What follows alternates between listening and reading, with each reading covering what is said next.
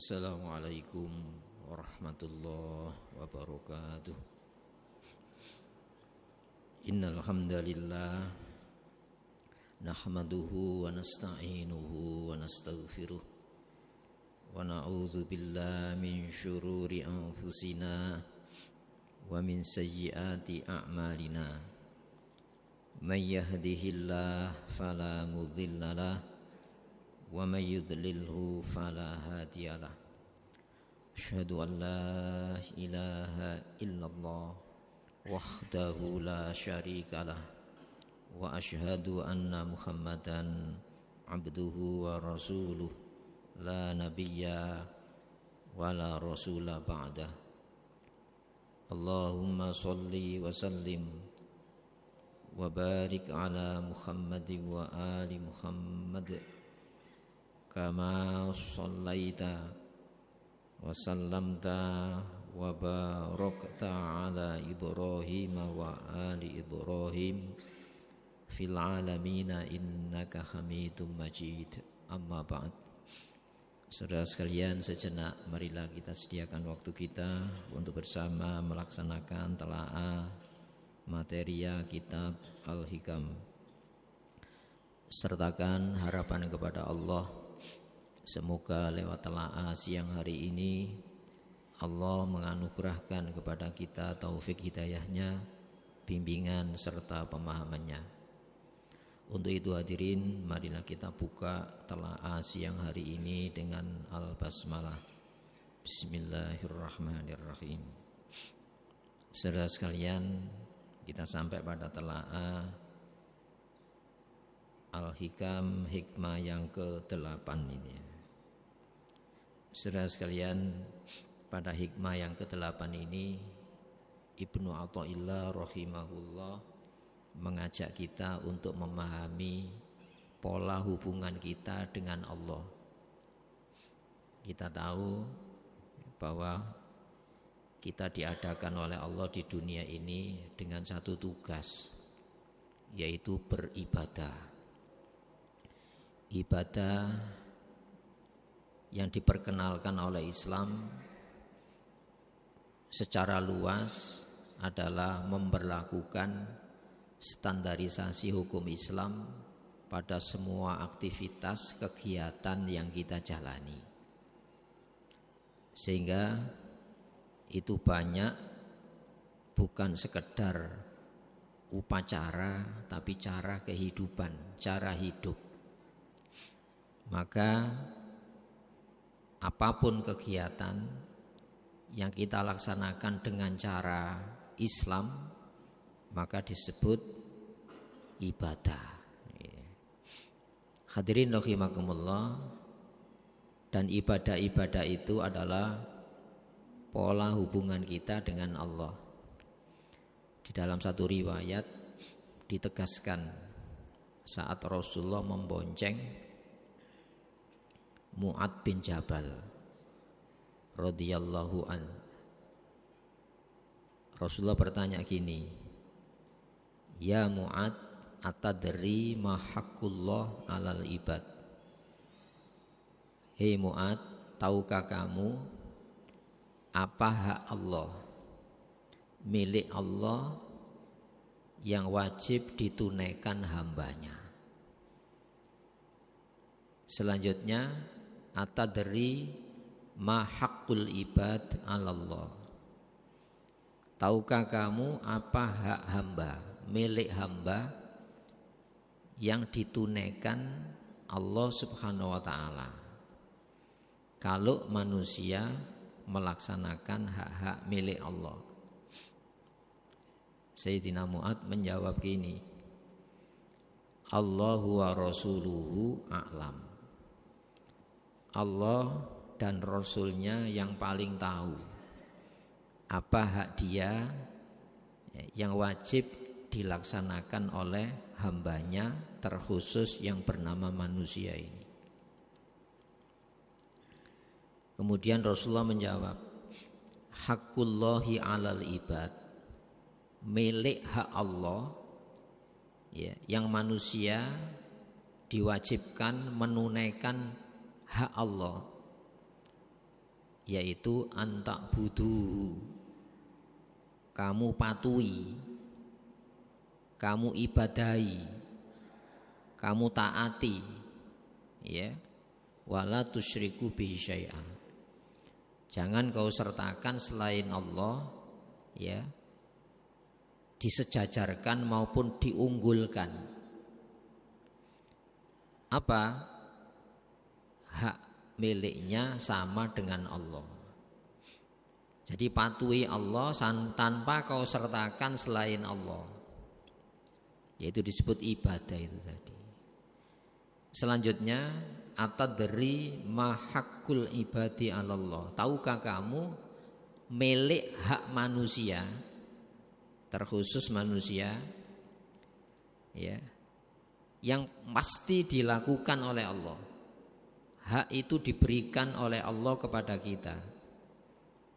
Apa itu? Allah yu'adzibahu. Allah tidak akan menghukum, menyiksa, ya, selagi apa? Manusia melaksanakan di dalam hidup ini tugas-tugas pengabdian hanya kepada Allah. Nah, disinilah pola hubungan hak dan kewajiban Allah, hak kewajiban kita. Itu yang diberitahukan oleh siapa? Oleh Rasulullah Muhammad SAW. Berarti saat Allah menghukum, itu manusia tidak menunaikan hak Allah. Saat manusia menghadapi berbagai macam kekalutan hidup, berarti saat itulah manusia tidak melakukan apa yang menjadi kewajibannya. Maka Ibnu Athaillah mengajak kita itu pola hubungan kita dengan Allah, dan itu saling mengenal. Satu contoh ya, Allah itu Maha Kasih. Saat Allah mengasihi itu sebetulnya berkenalan dengan kita. Coba saya ngasih ini, rasakan betapa dekatnya saya dengan kamu ya manusia. Malah manusia sebelum minta itu disediakan di dalam hidup ini segala macam kebutuhannya. Masa Allah memberi itu untuk membenci? Enggak. Allah memberi fasilitas hidup itu supaya manusia mengenal betapa sayangnya Allah. Maka dikasih modal-modal untuk hidup, dikasih penghidupan, maka manusia dikasih pembekalan.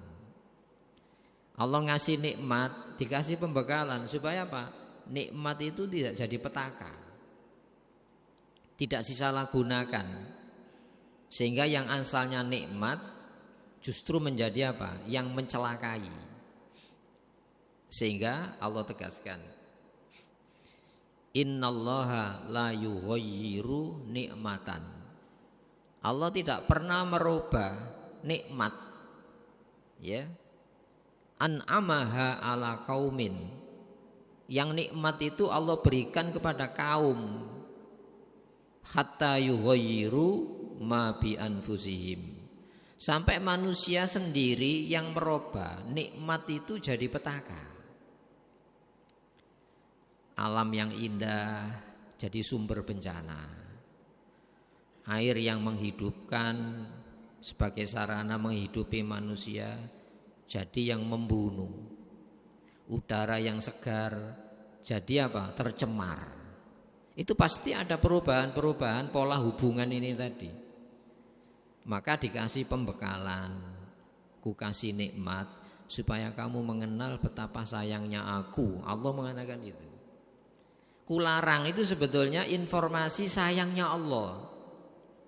Hei manusia, tidak ada yang paling sayang kepadamu kecuali aku.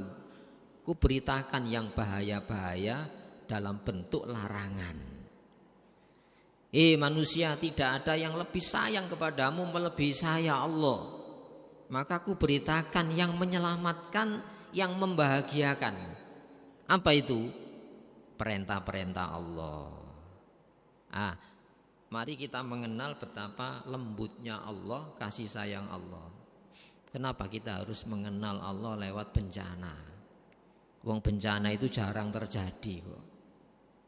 Coba kalau kita hitung selama hidup ini sehat dengan sakit itu banyak mana ini? Saya yakin banyak sehat. Tapi kenapa kok hanya sakit saja yang mengingatkan kita kepada Allah? Ketika terjadi huru hara, kesadaran kita tersentak. Padahal kondisi nyaman ndak huru hara itu jauh lebih banyak itu ya. Inilah yang dimaksudkan bahwa manusia dikasih tugas untuk menunaikan hak-hak Allah. Apa hak Allah itu? Dipatuhi perintahnya untuk dijalani, undang-undangnya dijalankan. Apa hak Allah? Dijauhi larangannya. Kenapa di dalam larangan itu paling tidak dibutuhkan manusia? Makanya mari kita mengenal Allah, betapa sayangnya Allah saat melarang, betapa sayangnya Allah saat merintah. Hadirin rahimakumullah, sehingga kalau kita memahami pola ini, insya Allah kita tidak merasa dibebani oleh Allah dengan larangannya, tidak pernah dibebani dengan perintah-perintahnya. Kenapa? Di sanalah kehidupan kita. Allah menegaskan, ya ayyuhalladzina amanu, hei orang-orang yang sudah percaya adanya Allah. Tapi tidak banyak menaruh percaya kepada apa? Perintah maupun larangannya. Istajibu lillah, penuhi ya, respon, jawab ya, yang jawaban kamu itu hanya untuk Allah war rasul, dan rasul yang menyampaikan ajaran Islam ini. Idza ta'akum, saat Allah rasul itu memanggil, mengajak, lima yuhyikum, sesuatu yang menghidupi kamu. Jadi Allah melarang itu ya sebetulnya informasi tentang bahaya yang kalau kamu jalani itu kemanusiaan kamu hilang dan mati. Larangan Allah itu sebetulnya panggilan kepada yang menghidupi, bukan sekedar penghidupan, tapi yang menghidupi, sehingga manusia itu berbobot, bernilai, kehidupannya tidak seperti kehidupan binatang. Penuhi ajakan Allah saat Allah mengajak yang menghidupi kamu. Wa'lamu, ketahuilah, annallaha yahulu bainal mar'i wa qalbi. Allah yang mendindingi, Allah yang mensekat antara manusia dengan hatinya. Hadirin, sekat apa itu? Sekat benci, sekat cinta. Sehingga di dalam kitab Al-Hikam ini ditegaskan oleh Ibnu Athaillah, idza fataha laka wijhatam minat ta'arrufi fala tubali ma'aha in qalla amaluka. Ini pemahaman. Idza fataha, saat Allah membuka. Apa membuka apa? Buka hatinya saja. Dikasih rasa senang, taat, dikasih rasa benci, maksiat. Itu ya. Selama ini kan yang dilarang disenangi, yang diperintah malah dibenci. Makanya berat meninggalkan larangan. Karena apa? Senangnya pada larangan. Itu artinya kita masih ditutup hati kita untuk tidak membenci larangan. Saat kita diperintah, senang perintah, ya, itu sebetulnya dibuka hati ini. Pintu hati dibuka untuk nyenengi perintah Allah. Tapi banyak perintah yang tidak kita sukai. Itu artinya apa? Pintu hati kita belum dibuka dengan senang perintah. Tidak apa-apa, ketuk saja terus pintu ini. Ya Allah, bukakan supaya saya senang taat, benci maksiat. Saya ini loh masih benci taat, senang maksiat saya ini. Masih tertutup pintu hati saya ini. Diketuk saja terus ya. Berat dilaksanakan, nanti tidak berat. Kenapa? Ketika dibuka pintu cinta untuk taat, benci maksiat. Hadirin, itu proses. Maka saat Allah membuka sisi pengenalan Manusia, ayo berkenalan dengan saya. Lewat apa? Saya punya larangan ya. Jauhi. Di sanalah kehidupan kamu kalau kamu menjauhi. Sebab manusia bisa hidup, yang sebenarnya hidup saat manusia dekat kepada Allah Subhanahu wa taala. Makanya ibadah itu mendekatkan diri kepada Allah. Apa yang didekatkan? Apa yang selama ini menjauh. Mari kita ukur jujur. Banyak kita menyenangi larangan Allah. Buktinya apa? Kalau melaksanakan larangan kok tidak berat. Banyak kita tidak menyenangi perintah. Buktinya apa? Saat menjalani perintah kok berat. Ini proses menundukkan jiwa hati kita. Sehingga hadirin rahimakumullah, saat Allah membuka pintu pengenalan, falatu bali, jangan kau pedulikan. Apa? Di saat itu kamu senang taat, ingkolla amaluka, walaupun ketaatanmu itu sedikit. Hadirin, kita senang ke masjid itu berarti apa? Kita dibuka. Itu ya, dibuka senang masjid. Meskipun hanya bisa apa? Sholat jamaah subuh. Harapannya apa? Ya Allah, kalau subuh begitu nikmatnya, alangkah indahnya. Kalau zuhur, asar, maghrib, isya juga kau buka batin saya untuk mencintai hubungan ini dengan engkau. Hadirin, rezeki itu saat kita dekat kepada Allah. Balak, bencana, petaka saat kita jauh dari Allah Subhanahu wa ta'ala. Maka disyukuri saat kita bisa taat walau sedikit. Kenapa? Di sanalah Allah membuka hubungan dengan kita. Jangan kau pedulikan, dirawat terus. Makanya ada perintah istiqomah. Apa makna istiqomah itu? Kontinuitas, kesinambungan memelihara satu bentuk ketaatan meskipun sedikit. Itu perintah kepada Rasulullah ya. Sayyidah Aisyah itu pernah ditanya, ya Ummul Mukminin, ketaatan apa yang paling disenangi Nabi? Oh, bukan jenisnya. Bukan jenis, kalau jenisnya banyak. Nabi itu berat-berat kan ya. Tapi ini bisa kita contoh, kita tiru. Apa? Ahabbul a'mali ilallahi adwamuha. Apapun ketaatan yang paling dicintai Allah itu kontinunya, dipelihara. Bisa duhur saja, ya Allah, saya hanya bisa duhur berjamaah ke masjid. Saya bisa 20.000 ya Allah bersedekah ini. Loh, Allah tidak melihat nominal 20.000-nya. Tapi apa? Ahabbul a'mal adwamuha. Ketaatan yang paling dicintai Allah itu berkesinambungan terus. Wa ingkolla, meskipun sedikit. Dan Rasulullah senang semacam itu. Sebab ini perintah langsung kepada Rasulullah. Supaya timbul tadi ya, perasaan cinta. Kenapa? Mencintai taat itu pintu hati kita itu dibuka. Ingat, wallahu yahulu bainal mar'i wa qalbi. Allah yang mendindingi antara seseorang dengan hatinya. Yang asalnya benci bisa jadi cinta, yang asalnya cinta jadi pembenci. Hati-hati. Kalau kita lupa Allah, orang yang paling cinta kepada kita akan menjadi musuh bagi kita. Kalau kita taat kepada Allah, musuh yang paling sengit itu bisa menjadi orang yang paling dekat. Itu ya. Hadirin rahimakumullah, sehingga Allah memberikan sama warning, peringatan. Ya. Ya ayyuhalladzina amanu, hai orang-orang yang sudah percaya kepada Aku. Hai orang-orang yang beriman.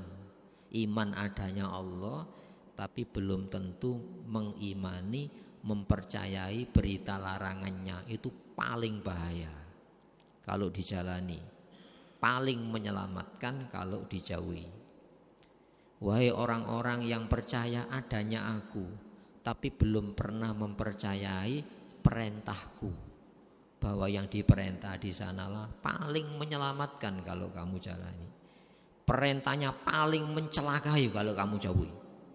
Orang-orang yang beriman, inna min azwajikum, sesungguhnya di antara pasangan-pasangan hidup kamu, kalau istri suami, kalau suami istri, wa auladikum, di antara anak-anak kamu itu aduwwul lakum, ada yang menjadi mungsu bagi kamu. Fahzaru, hati-hati ya.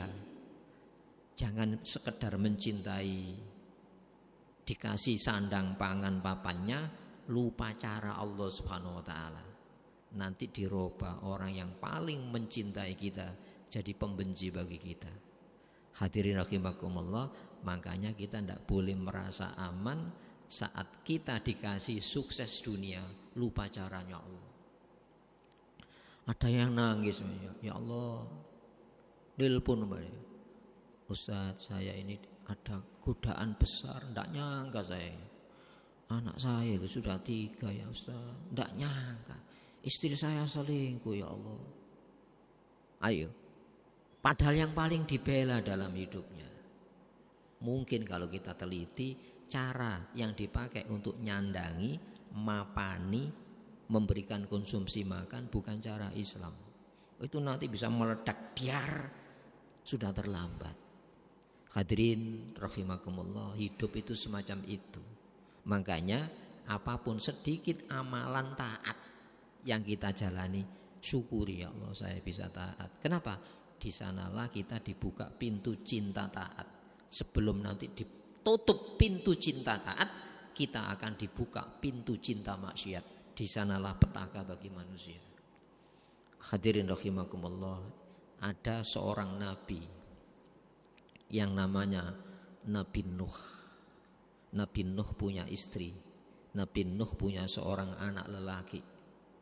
Mungkinkah Nabi Nuh tidak mendoakan? Tidak mungkin. Mungkinkah Nabi Nuh memberi sandang pangan papan dengan cara haram? Tidak mungkin. Loh, kok bisa terjadi anaknya berseberangan, istrinya berseberangan? Karena dia merasa aman, sehingga lengah dari perintah mematuhi Allah. Ya, yang ajaran itu dilewatkan suaminya. Maka Nabi Nuh, ya Allah, inna bni min ahli, putra saya itu darah daging saya ya Allah. Wa inna wa'dakal haq, engkau tidak pernah mengingkari janji, engkau tidak akan pernah membuat hati nabimu sakit ya Allah, menderita ya Allah. Setelah diteliti apa? Dia anak biologis kamu, tapi cara hidupnya tidak mengikuti cara hidupmu. Kenapa? Dia merasa aman dipimpin seorang nabi dalam rumah tangga nabi, sehingga dia keledor. Kita jangan merasa aman saat kita jauh dari ajaran Islam, sementara nikmat dunia dikasih oleh Allah Subhanahu wa taala. Hadirin rahimakumullah, sehingga apa? Dunia ini cobaan, bukan cobaan senang tidak senangnya. Saat senang kita lupa Allah apa enggak? Seperti halnya saat susah kita lupa ajaran Allah apa enggak? Itu yang menentukan diselamatkan oleh Allah Subhanahu wa taala. Ada 3 hal yang Allah akan menyelamatkan, yang menurut orang lain tidak mungkin selamat. Apa itu? Ketika peristiwa Nabi Khidir melubangi satu perahu, yang perahu itu justru memberikan tumpangan gratis. Maka Nabi Khidir dengan sikapnya, orang yang menolong ya, mengangkut dengan gratis, perahunya dilobangi. Nabi Musa menggugat, kenapa orang yang mengangkut kita gratis, justru kau rusak perahunya. Di kemudian hari diceritakan, aku melakukan ini orang miskin ini ya. Tapi orang miskin tidak tergiur cara haram untuk menyelesaikan kemiskinannya. Maka aku selamatkan perahunya dengan kulubangi, tidak aku rusak, kami lubangi. Kenapa? Akan terjadi raja yang merampas perahu-perahu nelayan yang miskin ini. Masya Allah, Allah menolong dengan caranya. Dan itu tidak masuk dalam pertimbangan kita kalau perahu yang dilobangi itu ditolong oleh Allah. Kenapa? Dia orang yang beriman kepada Allah. orang miskin kepada Allah Subhanahu. Ini lebih ekstrim lagi ya. Ketika berjalan ada seorang anak kecil yang belum mengerti dosa, belum mengerti pahala, belum mengerti maksiat taat, dicekik oleh Nabi Khidir ini. Nabi Musa mengatakan, anak yang tidak berdosa kau bunuh. Ini kecil luar biasa. Apa katanya Nabi Khidir di kemudian hari diceritakan. Iya, kedua orang tua anak ini orang yang soleh. Itu ya. Sedangkan dia amat cinta kepada anak ini. Nanti anak ini kalau dewasa jadi orang kafir. Dan saya khawatir orang tuanya akan terseret jadi kafir. Maka Allah memerintahkan saya membunuh supaya apa? Anak ini mati dalam kondisi muslim, mukmin, dan orang tuanya selamat dari proses menjadi orang kafir. Dan Allah akan mengganti anak yang jauh lebih soleh, yang sayang kepada orang tuanya. Keselamatan apa yang kita mengenal dalam era hari ini serba nalar, serba teknologi yang diandalkan. Hari ini teknologi tidak berdaya menghadapi bencana alam. Ya, teori-teori apapun tentang alam kalau tidak dikembalikan kepada aturan pencipta alam, maka alam jadi bumerang penghancur kemanusiaan itu sendiri. Yang nomor 3, ada rumah yang roboh, itu ya, lalu didirikan oleh Nabi Musa, Nabi Khidir ini. Padahal waktu itu penduduknya tidak ada yang mau menjamu sama sekali. Ketika mau bertamu ke rumah diusir, kamu orang asing. Lalu ada sikap peduli dari Nabi Khidir ini. Ada rumah yang runtuh didirikan. Hadirin rahimakumullah, Nabi Musa mengatakan gini, kenapa kita tidak mengambil upah? Toh dia tidak mau menjamu saat kita bertamu, malah diusir. Dalam 3 langkah ini Nabiullah Musa gagal. Kamu tidak layak mengikuti ya ilmu yang Allah berikan kepadaku. Kamu punya corak ilmu yang itu wewenang kamu. Saya punya corak ilmu dan itu wewenang saya menjelaskan. Ternyata di kemudian hari kenapa kok ditolong ini? Ya, kedua anak yatim ini orang tuanya orang soleh, bapak ibunya orang soleh, sehingga kemiskinan yang sabar, keimanan yang kuat, kesalehan yang tidak pernah tergiur hasil-hasil sejenak dunia, itu sumber-sumber pertolongan dari Allah dan itu tidak nalar sama sekali. Sedangkan di rumah ini orang tuanya yang soleh yang sudah meninggal tadi itu menyimpan harta untuk masa depan anaknya. Dan tidak mungkin itu diketahui anaknya masih kecil, kedua orang tuanya sudah meninggal. Kan tidak mungkin digali itu ya. Tapi didatangkan seorang Nabi Khidir. Kenapa? Karena kesalehan kedua orang tuanya tadi. Hadirin, ibadah apapun yang sekecil apapun jangan meremehkan. Kenapa? Disitulah Allah membuka pintu untuk berkenalan dengan Allah Subhanahu wa taala. Dan itu hanya disediakan oleh Islam. Sehingga ada seorang nabi yang paling sakit. Insya Allah tidak ada yang sakit seperti Nabi Ayub. Jadi kita jadikan teladan. Menderita, ada yang paling atas kita yang menderita. Siapa itu? Nabi Ayub alaihissalam. Kita sakit masih ada yang menjenguk. Kita sakit masih ada orang lain yang peduli. Ada dinas sosial lah. Ada RT dilaporkan ini tidak punya keluarga, dinas sosial akan menangani. Nabi Ayub istrinya lari karena tidak betah. Orang-orang dekatnya lari semuanya. Dia tinggal di satu gubuk yang jauh dari masyarakat. Di situ Nabi Ayub alaihissalam itu ya mengenal Allah Subhanahu wa taala. Justru pada puncaknya Allah menegaskan apa? Kadzalika haqqun alaina nunjil mu'minin. Itu hak saya menyelamatkan orang-orang yang beriman kepada saya. Jangan sampai kita hanya iman kepada adanya Allah, sementara larangannya tidak kita imani bahwa itu informasi valid tentang bahaya dari Allah. Jangan sampai kita jadi mukmin hanya percaya adanya Allah, sementara berita perintahnya tidak pernah kita jadikan solusi di dalam menyelesaikan problema kehidupan. Bahwa yang diperintah Allah kalau kita jalani, itulah penyelesaian masalah-masalah yang paling rumit. Ada nabi yang paling sumpek, siapa itu? Nabi Yunus. Nabi Yunus itu artinya sedih, dibuang ke lautan. Setelah di laut ditelan ikan dan hidup sendiri di dalam kegelapan perutnya ikan. Mau tolong kepada siapa? Jangankan teriak. Dia sudah lemes, tidak bisa teriak ini. Tapi dia hanya bisa tasbih kepada Allah Subhanahu wa taala. Maka jadikan ibadah-ibadah kita itu tasbih kepada Allah. Saya sholat tasbih kepada Allah, sedekah tasbih, mensucikan Allah, bukan mensucikan harta kita. Selama ini kan mensucikan harta, apapun dianggap yang menyelesaikan masalah hidup. Lalu apa? Allah mengatakan, walaula kana minal musabbihin lalabita fi bahtil khut ila yaumi yub'atsun. Andaikan dia tidak termasuk orang-orang yang ahli tasbih, dia akan hidup memfosil di dalam perutnya ikan itu. Lalu diuntahkan, siapa yang menolong itu? Orang yang paling sumpek itu. Apa kesumpekan kita ya apa sih? Justru di dalam ibadah disediakan lapangnya dada. Justru di dalam kemaksiatan di sanalah sempitnya hidup. Ya, hadirin, sempit lapang itu hati. Sempit lapang itu hati. Seberat-berat apapun masalah, kalau hatinya lapang tidak bermasalah. Sekecil-kecil masalah kalau hatinya sempit, itu masalah-masalah besar di dalam kehidupan manusia. Maka jadikan seluruh peribadatan kepada Allah itu solusi masalah-masalah hidup. Itu ya. Ini pemahaman yang difahamkan oleh Ibnu Athaillah.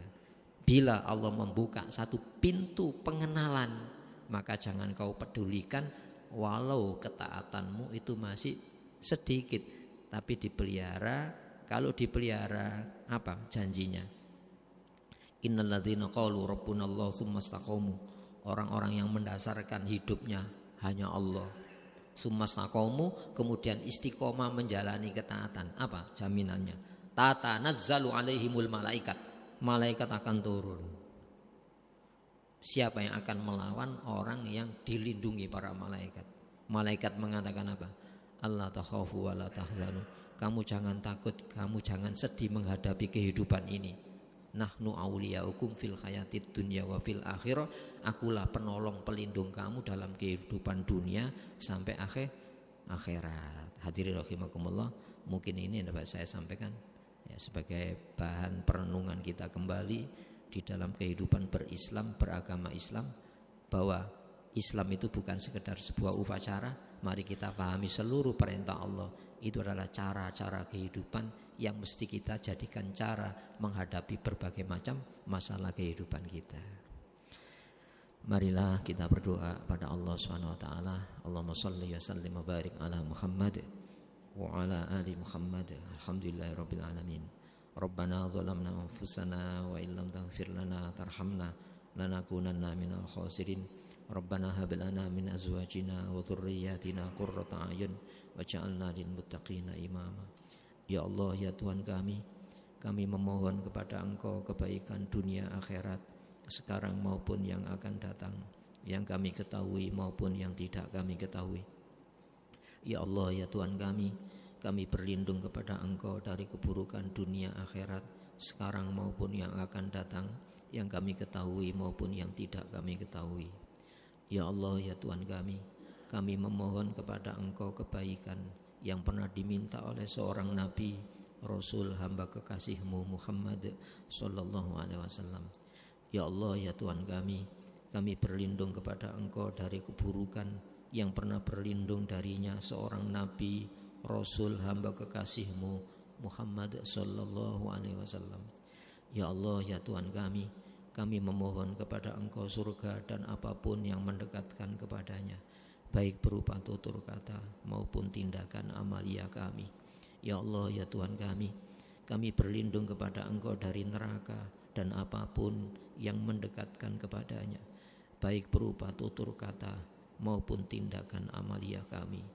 Ya Allah, ya Tuhan kami memohon kepada Engkau agar Engkau jadikan semua takdir ketentuan yang telah Kau tentukan bagi kami, keluarga kami, anak cucu kami, saudara-saudara kami, semua jamaah kami.